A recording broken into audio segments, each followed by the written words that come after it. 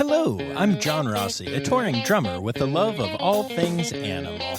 When I'm on the road, I visit as many zoos, aquariums... Hey, wait a minute. What's going on? Hey, what's going on there? Hello? Hello? Hello? We interrupt your regularly scheduled program to bring you Rossifari Zoo News. News you can use from the world of zoos and conservation. Every week, we bring you breaking news and analysis from around the globe, featuring the animals you love and the people who care for them. And here's your anchorman, John Rossi. Hi, hello, how are you? Welcome back to Rossifari Zoo News, your look at everything going on in the world of zoos, aquariums, conservation, and general animal weirdness. So y'all, this week in the United States, where I and most of you who listen, though not all, are from, it was Thanksgiving. It was actually yesterday if you're listening on the day that this drops. And Thanksgiving is actually my favorite holiday. I've been thinking a lot about this, and I think Thanksgiving is my favorite, followed by Halloween. And a big reason why I love Thanksgiving so much is that it's just such a cool concept. Like, okay, admittedly, historically, bad things, celebrating bad things. Honestly, though, most things in most countries' histories are bad things. So I'm not saying that's a good thing to celebrate. But the concept of thankfulness, of being grateful, is something that is near and dear to my heart, and something I think is really important and kind of beautiful. And I get to live my dream as a professional musician. And then later on in life, I stumbled into this other thing that I love so much, and I get to do all of the Rossifari things. And so, I'm a big fan of taking a moment and looking at life and seeing all the things that you can be grateful for, which can be family or animals or, pets, which are still animals, but I was thinking zoo animals or aquarium animals when I first said it, or friends or achievements, whatever you want. And I just think that's a really, really cool idea. Halloween is there just because I like dressing up, let's be honest. But Thanksgiving also happens to be some of my favorite food. If it was my last meal, and I knew it was my last meal, I would ask for a traditional Thanksgiving dinner. I love turkey. I don't like gravy, which is weird quirk of John. Don't like gravy, but I love turkey. I love mac and cheese. I love sweet potatoes, mashed potatoes, corn. BT dubs, if you haven't put corn in your mashed potatoes, you are missing out. I love stuffing. I love pumpkin pie, apple pie, you name it. I love all that stuff, and it goes so great together. So to me, the food as well as the thought behind how we celebrate Thanksgiving is very pleasing to me, even if I do acknowledge that there are a lot of issues with it as a holiday and our national history and all of that. But again, let's be honest, that is a thing with most of the things. So I actually got to celebrate this year with my family. So Zoe and I went down to Harrisburg, and my folks came up, and we had Miles for a couple days, and it was a really great time. Now, we actually celebrated on Wednesday, the day before Thanksgiving. I'm actually recording this episode on Thanksgiving because all the celebrations have been celebrated. So it was a really great time. Traditional meal, played games, fun stuff. Pretty chill, actually, which I'm a big fan of, just hanging out and, relaxing with the fam. So yeah, I thoroughly enjoyed all of that. And for those of you that celebrate, I hope that you got to enjoy your holiday as well. And for those of you that don't, I still hope you got to enjoy your Wednesday or Thursday, even if you weren't celebrating. And then also, just one other quick thing about me. On Thursday, Zoe and I actually went and saw Wicked Part 2, Wicked for Good. And I'm a fan of the musical. Definitely like the first act a lot more than the second act. So went in expecting things to be good, but with some, trepidation compared to the first movie. But I really think they nailed it. It was really awesome. Really enjoyed it. Ariana Grande and Cynthia Erivo are so talented vocally, and the way they sing, and especially the way their voices blend, is incredible to me. So if you are a Wicked fan, just know that the movie has the Rossifari seal of approval, probably a harbor seal.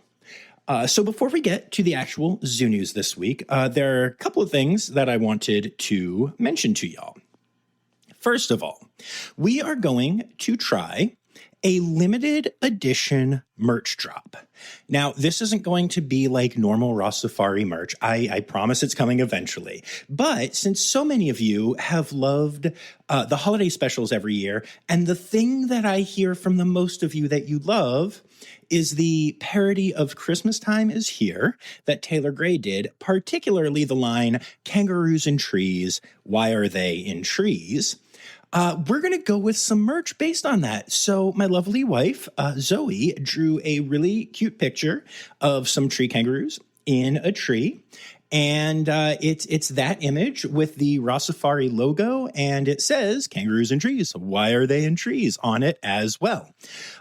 So we are figuring out the exact details of how to get that out there. But in the next day or so, possibly by the time you're listening to this, I'm not sure yet, we will have our first Rossifari merch in quite a while, and really the first Rossifari merch that I've ever been a part of. There was some stuff when I was a part of the Daydreamer Media Network back in the day, but that was all very out of my control and out of my hands. For those of you, especially those of you who are international people, we are going through Bonfire, and I don't know what that means for everyone, but I know that I've seen a lot of safe programs and other organizations have great success with Bonfire. So when it comes to international shipping or expedited shipping or any of the things that you might want to know about that, don't ask. I don't know. You could check it out on Bonfire. Bonfire knows. And once the campaign is live, I'm sure I'll be able to tell you and you'll be able to see it. So that is the very exciting news. And then secondly, I've decided that I'm going to do something that I haven't done in the basically 5.5 years of Rossifari, which is that I'm going to allow myself to take a brief break. Now, don't panic. It will be short, but it is needed. So here's the plan for the rest of the year. Things will run as normal until December 23rd, which is when I plan on dropping the holiday special. And then I will be taking off until January 6th, which is when new episodes will start dropping again. So we're only going to miss one interview episode and then 2 Zoo News episodes. And don't be surprised. I can't make promises yet, but don't be surprised if there's still stuff in your feed on those days. I've had some ideas for some best of episodes, or, things that I have so many new listeners. And I know that not everyone goes back and listens. So I might drop some like fan favorite episodes, stuff like that. But yeah, there will be something, I'm sure. But at the end of the day, I'm taking a vacation. It's not going to be a long one, but I'm taking a vacation, and I'm going to turn it into an actual vacation rather than a working vacation. I know it's crazy, but honestly, y'all, I think it's time. So that's what we're going to be doing moving forward, and I hope y'all can understand that. So yeah, with all of that said, I think it's time to get to it, shall we?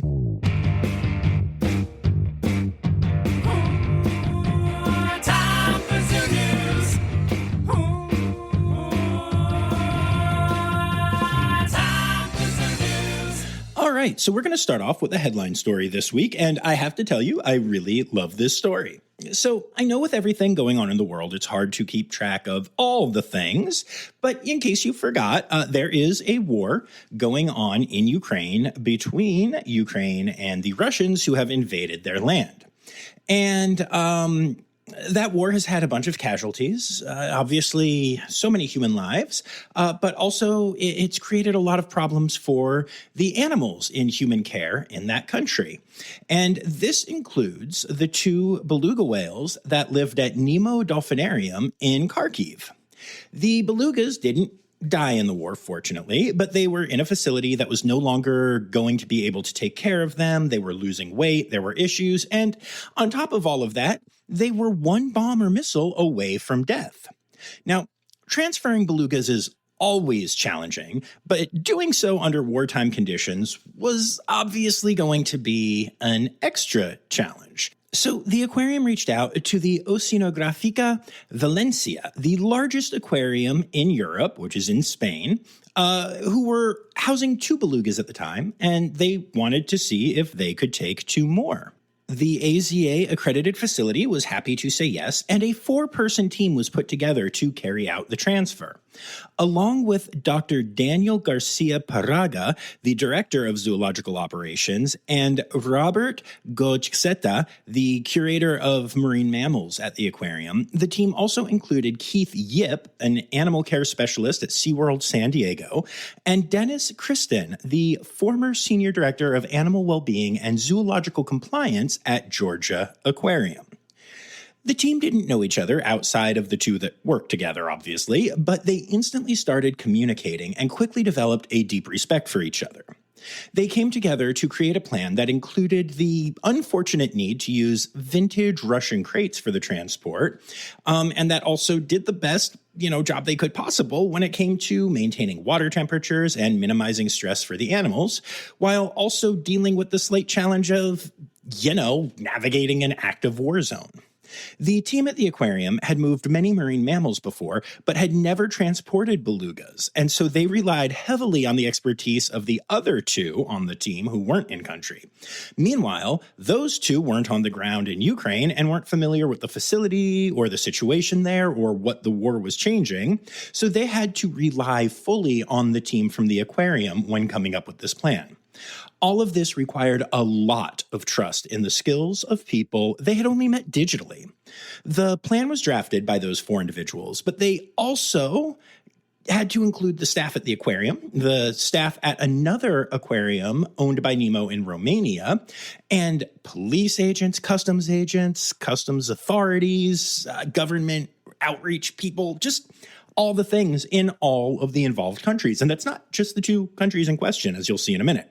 So the final plan involved 6 steps. The staff at the aquarium would load the whales into a truck and attached trailers where each one had a veterinarian and a trainer along with a beluga.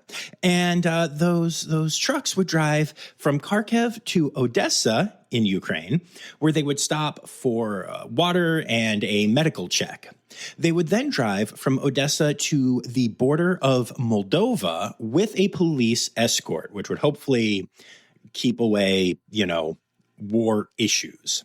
They would cross into Moldova and drive to an airport there, which was unaffected by the war in Ukraine. The belugas were then transferred from the trucks into a waiting plane, which flew from Moldova to Valencia, Spain. They were then transferred to a truck to drive to the aquarium that would be their new home. And all of this collaboration was made possible by the relationships fostered through membership in the AZA, and of course being AZA-accredited facilities. And so beyond the actual plan, there were just so many challenges for the team. Men under the age of 50 are not allowed to leave Ukraine during the war, which, that's a whole other headline story, right? But not for this podcast, fortunately. But in this case, the team was granted special permission from the Ukrainian government for this particular move. The Moldavian government and Spanish government were also willing to speed up customs and other processes because of the relationship the AZA keeps with government agencies. Of course, as is often the case with government things, while all of that happened on paper, and even in meetings that happened in person the day before the transportation happened, everything fell apart when the animals actually showed up. Customs agents were unwilling to work with the team in the way that had been approved, and there were serious delays that could have made the entire operation fall apart, which is a great example of what we talk about on here all the time. There are always going to be unknown elements when animals are involved. It just sucks that so frequently those elements are humans causing issues, right? And in the end, everything worked out well, which is an incredible example of the collaboration fostered by the AZA. And the animals, when they showed up, they were underweight, scared, untrained, and very, very slow to adjust to their new home, which, fair. But they did adjust, and they did so in an incredible facility that, wasn't in an active war zone. So big plus there. One amazing side note is that the belugas aren't just learning how to live at the aquarium that is their new home, but they are learning how to be beluga whales, because they only lived with dolphins before, and their vocalizations were actually very similar to those of dolphins. Not what you would expect from belugas, but since living with other belugas, they have been learning to vocalize as would be expected by belugas. So it's just an incredible story of collaboration, and one of those things that you just don't see unless you listen to or follow things like this podcast or other zoo newsy or zoo places. And it's such a great example of everything I love about this industry and the AZA and all the good things. Just a great story. Love it so much. And that's our headline story for the week. So that brings us to our births for the week. Kitawa, the Goodfellows tree kangaroo, has given birth to an adorable Joey at Chester Zoo.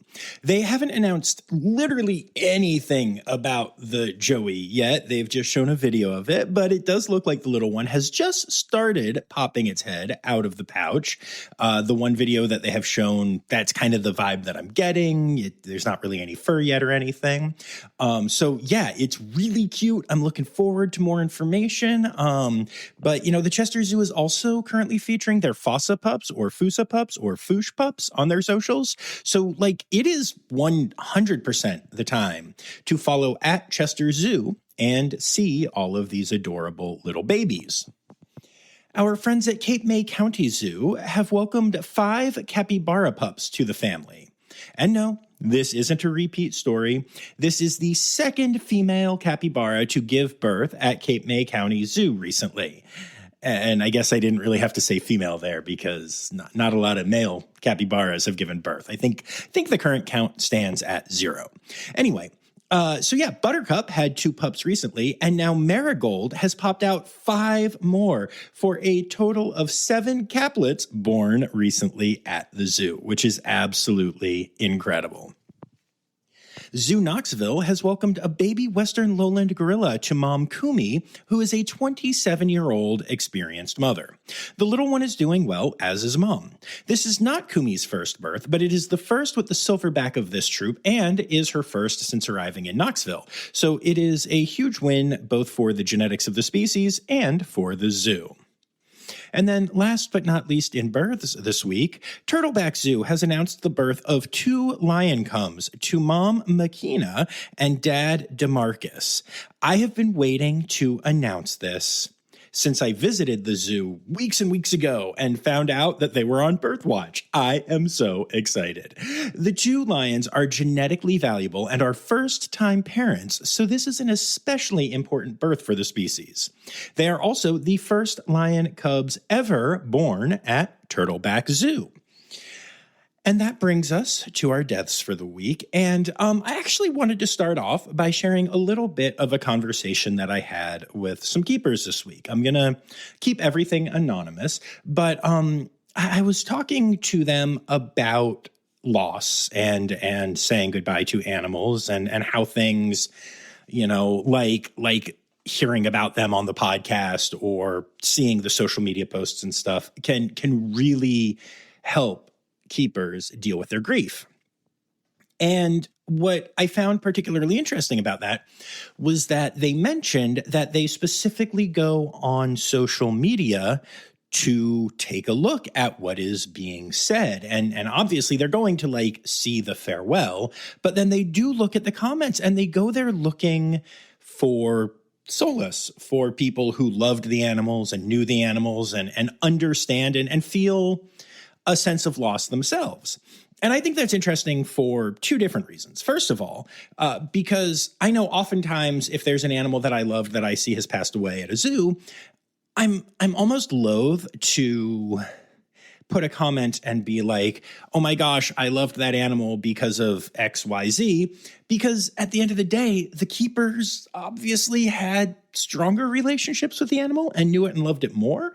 And so, like, I don't know, it's always felt a little weird to me to do that. And now I know from talking to these people that it helps. But then the flip of that is also that it means that, we've often talked about the fact that, like, people who put negative comments, the quote, animal rights activists or the anti-zoo people or whatever you want to call them, like, they're on there and they're venting. And I've often said, I don't think they realize that they're actually talking to real people and being, heard or having their comments read by people who are hurting. But now this conversation, serves as further proof that that is in fact the case. And it's really not okay to do that. So if you are a person who is so inclined to comment on those posts, please do. It really does help the keepers. And I honestly need to do a better job of that. It's something that's incredibly important and easy, honestly, for us to do. So with all of that said, that was a heck of a preamble. But yeah, so here are our deaths for the week. Grandma, the Galapagos tortoise, has passed away at the San Diego Zoo. Grandma arrived at the zoo somewhere between 1928 and 1931, and she was estimated to be 141 years old at the time of her passing. 141. That is an insane number. Like, what can you even say about a life that long? She lived through 20 presidents, 2 world wars, and basically the entire history of the most famous zoo in the United States. And she lived through it all while chilling out, eating her plants, hanging out in puddles, and just, tortoising. It kind of gives a lot of perspective, really. And it reminds me of a Douglas Adams quote that I don't have the book in front of me, but it basically says that humans always thought that they were the smartest animals on the planet because they've invented things like cities and wars and pollution and stuff, while dolphins always thought that they were the smartest species on the planet for exactly the same reason. And yeah, this is tortoise, 141 years and just eating plants and chilling out. Love it. She was the oldest animal at the zoo, surprisingly, and she was known as the queen of the zoo. So obviously a huge loss for the San Diego Zoo. ZooAmerica has said goodbye to Murphy, the cinnamon black bear, who was an absolutely beloved part of the zoo family. Major gastrointestinal issues with complications led to the decision to humanely euthanize Murphy. He had lived at the zoo since 2016 and made a huge impact at the zoo, both because of his playful personality and because the Hershey Bears are the hockey team there and they're quite successful. And so they do a lot of, Hershey Bear integration with the Bears at Hershey. So yeah, big deal. Famous bear, all the things, but more importantly, super loved and now super missed. And I know that the team did everything in their power to help him get past his issues. And I know that they were just so sad to have to say goodbye. All right, we'll be back after this quick break. Please join me for the Nature Disturbed podcast, a podcast about the good, the offensive, and the confusing parts of the animal kingdom, from the sewers of Florida searching for alligators. Oh no, did I forget to put the bins out? To the surface of Mars, investigating the possibility of life beyond Earth. Sorry, I had some bubbles lodged in my throat. I said, to the bottom of the Mariana Trench, all while interviewing scientists about their research along the way. Do you like comedy, whimsical storytelling, and learning about the natural world? If not, then you'll hate the Nature Disturbed podcast. The Salisbury Zoo has said goodbye to Chain, the eldest Canadian lynx at the zoo. Gradual age-related issues, including renal disease and arthritis, were combated with great veterinary care as well as changes to the habitat, but over time, age was the victor, as it always is. Chain was 17.5 years old, surpassing the life expectancy of the species, and Chain leaves a huge legacy behind, including 19 cubs and 15 grand cubs so far, which is just an incredible legacy. Ricky, an African penguin who called Seneca Park Zoo home, has passed away. Ricky was the first penguin hatched at the zoo back in 1999 and became a huge part of the penguin breeding program at the zoo. He was 26 years old at the time of his passing, an incredible age for a species with a median life expectancy of 18 years. And then last but not least in this segment this week, Defiance Zoo and Aquarium has said goodbye to Libby, a rescued sea lion pup that arrived at the zoo when she was 6 months old. She was 14 at the time of her passing, but despite being geriatric, she never lost her playful, vibrant, spunky spirit, which is now thoroughly missed. And moving on from the births and deaths this week, we get to the rest of our Zoo News section. And we're going to start with the doozy. I don't want to fully rehash this story, but we have to dive back into the situation going on at the Natural Bridge Zoo in Virginia. A brief recap of the story so far is that the zoo was raided because of numerous animal abuse allegations, and many of the animals were confiscated from the zoo, including multiple giraffes. But those giraffes actually stayed at the zoo, even though they were, quote, confiscated, because there wasn't anywhere the government could just, quickly take them to, because giraffes. The zoo was sold to new ownership, so to speak, but it was actually the daughter of the two previous owners of the zoo who bought it, and she had been the zoological manager of the zoo before this all went down, meaning she was basically in charge during the time the alleged abuse happened. We've delved into this story a bunch of times, hitting various crazy aspects of it, but the last time we mentioned that the zoo had two baby giraffes that were born there during the time period all this was going on. And they have gone missing, just disappeared. Despite the zoo having a court order stating they needed to make the court aware of any births, that just didn't happen. And so there are now two lost baby giraffes. It's just crazy. Gretchen Morganson, the new owner of the zoo, who is also, again, the daughter of the old owner of the zoo, was given multiple chances in court to either say where the giraffes were or just produce the dang giraffes, but she refused. And because of that, she has now been sentenced to 100 days in jail. Seriously, this woman chose jail time over explaining what happened to the giraffes. After her arrest, the zoo shut down for the season, which is something they do annually anyway. But as of now, the two giraffes are still missing. Actress Alicia Silverstone has offered a $50,000 reward for any information that leads to the recovery of the missing giraffes. Because again, two missing giraffes. Just an incredible story. The Indianapolis Zoo has decided to remove their Skyline and roller coaster rides as they feel the rides no longer align with the mission of the zoo or their long-term plans. And I personally find this fascinating because when I got into the zoo world, I was very opposed to things like rides, trains, even playgrounds, basically anything that could distract from the conservation work done at a zoo or aquarium. Mermaids don't even get me started on how annoyed I was by those programs. However, after talking to multiple directors and others in higher positions at zoos and aquariums, and even to some of the companies that run those programs, especially like the mermaid programs, I've actually come to learn how much of a positive impact things like rides, mascots, mermaids, and other things can have on facilities, on the willingness of people to hear conservation messaging, and honestly on the finances of facilities. And those finances can have a huge positive impact on the work those facilities can do. So I'm sure that the team at the Indianapolis Zoo knows exactly what it is doing, but I will be curious to see if this is like an outlier situation or if this is a new trend over the next couple of years where you see rides and other things get minimized or removed or whatever. I'll be curious to keep an eye on that. And then last but not least, in Zoo News this week, Robert Irwin has won Dancing with the Stars.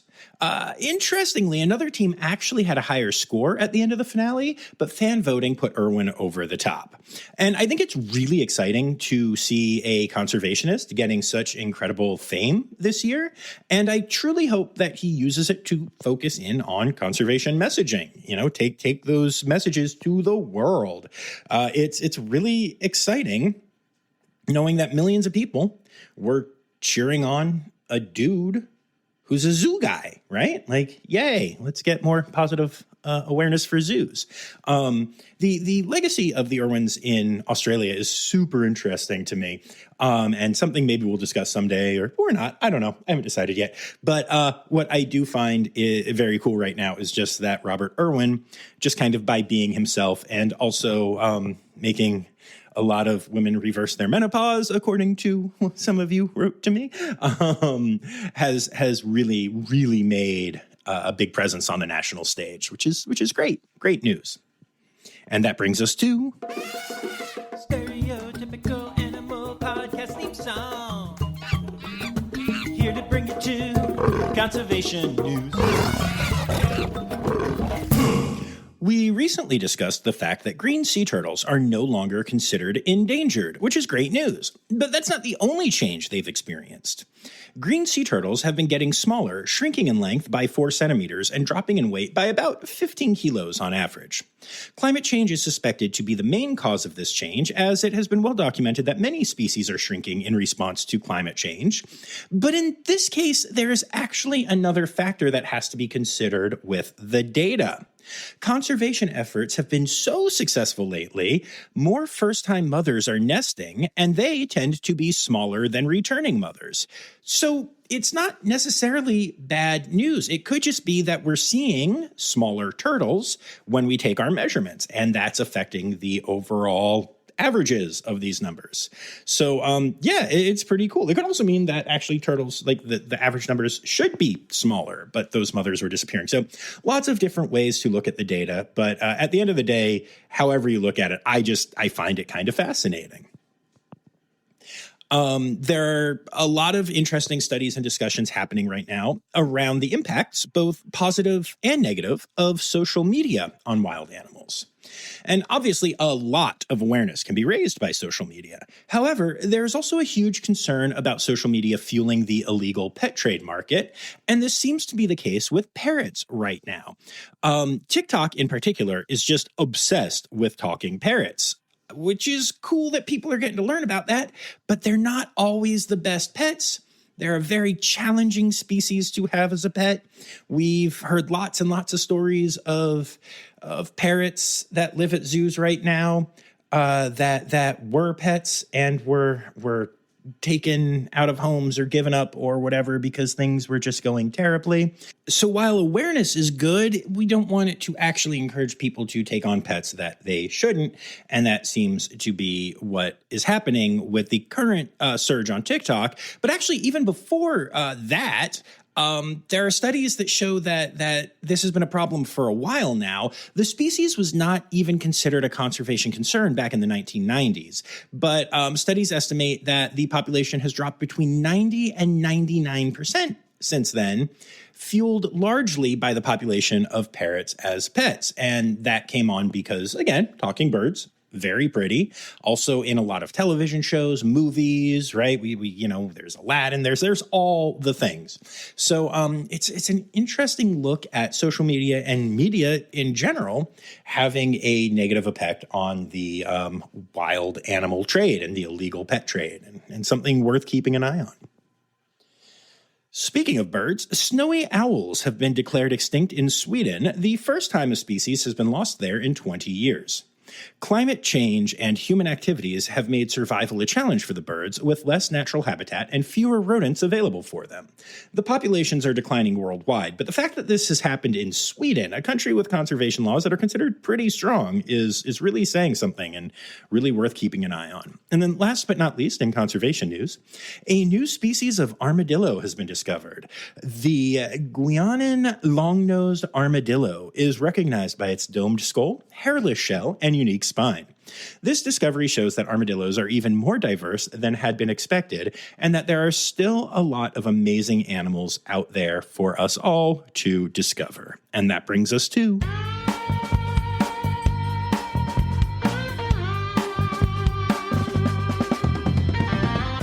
In other news, a pink grasshopper has been spotted in New Zealand. The robust grasshopper is a species local to New Zealand that is traditionally gray or brown and is the largest lowland grasshopper in New Zealand. Conservationists who were doing an annual survey of the bug found a pink individual, something that is incredibly rare. The color is thought to be caused by a genetic mutation called erythrism. It's a weird word, erythrism, which results in overproduction of red pigment and less production of the natural pigment in animals that have it. So this is interesting, but then on a side note, I was playing a game with Miles and my family last night, and it was a trivia game. And I didn't realize, but I guess it's a trivia game that pulls questions from online, because one of the questions was a pink individual of this type of bug has recently been found. And I'm really annoyed that I didn't record Zoo News early this week, because the story was sent to me, but I hadn't read it yet. I just put it in the file to record, and I got it wrong. And I was like, man, this looks familiar. And it looks familiar because it was like actually current news, which is just kind of crazy that the game did that. But anyway, speaking of Thanksgiving, here's a fun story that isn't current, but that I learned about this week and I find fascinating. And this is my podcast, so you get to hear it. President Calvin Coolidge and his wife were gifted a raccoon in 1926 from a supporter in Mississippi. And that raccoon was meant to be their Thanksgiving dinner. However, instead of that, the couple fell in love with it and decided they couldn't kill it. Coolidge pardoned the raccoon, named it Rebecca, and adopted it as a pet. Rebecca participated in the annual White House Easter egg roll during the rest of his presidency and was a beloved animal and just kind of star of the White House. And also, just like we talked about with the study from last week, this also isn't a story that proves that raccoons are becoming more domesticated. You're welcome. Animal, animal, animal holidays. Animal, animal, animal holidays. All right, so we are towards the end of November here, which means I should go pay my mortgage. But it also means that it is still Manatee Awareness Month for a couple days. But then we're going to head into December, which doesn't have an animal month assigned to it. So yeah, that's kind of sad. And then for our individual days, November 29th is International Jaguar Day. And the 30th is the Remembrance Day for Lost Species. Then we go to December, and the 2nd is National Mutt Day, where I'll be celebrating my little boy Buzz, just like I do every day.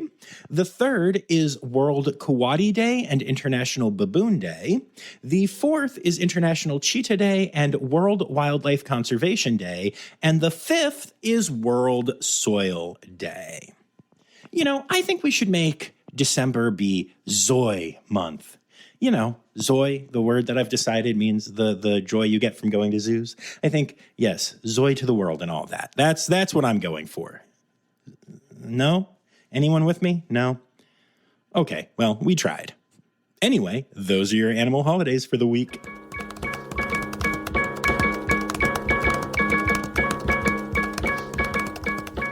All right, so there you have it, folks. Another episode of Rossifari Zoo News. I hope you guys are excited about the upcoming merch drop and understanding of me taking like a week and a half off. I'm so nervous.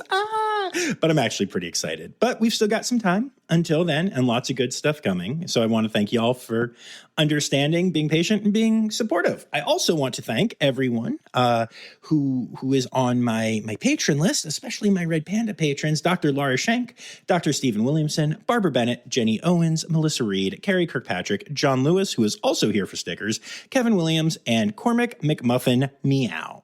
Then I'd like to thank everyone who contributed stories this week, including Anya Keene, Colleen Lenahan, Kim Cooley-Croninger, Carrie Kirkpatrick, Kevin Williams, Emily Rockbook, Dr. Natalie Taco, Sam Evans, Dr. Laura Schenk, Ali Malensky, Kay Malensky, The Malenskys. On a quick side note here before I get back to the names, I'm still playing Fortnite a lot, and they're doing a Simpsons mini season right now. And every time I hear the music start, I think of the Malinsky jingle, and it makes me happy. And like, I play a lot of games, so that happens a lot, y'all. Anyway, also thank you to Kevin Williams, Holly Page, Jay Meredith, Dr. Zoe Rossi, Barbara Bennett, Ken Tryon, Ann Yoshioka, Alexa Lopez, Marianne Rossi, April Taylor, and Nancy Fetters. Thank you all so much for contributing to this week's episode. We'll be back on Tuesday with a very exciting returning guest. And then we'll be back on Friday for some more zoo news. And until then, remember, friends, the words newsy credits backwards are Steiderk Yiswen.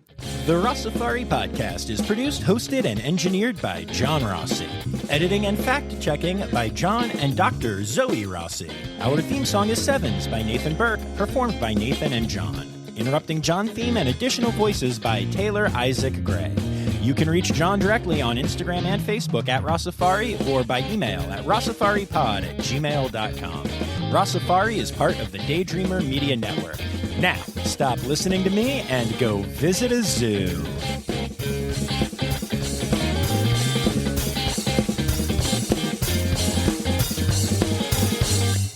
We will have our first Rossifari March.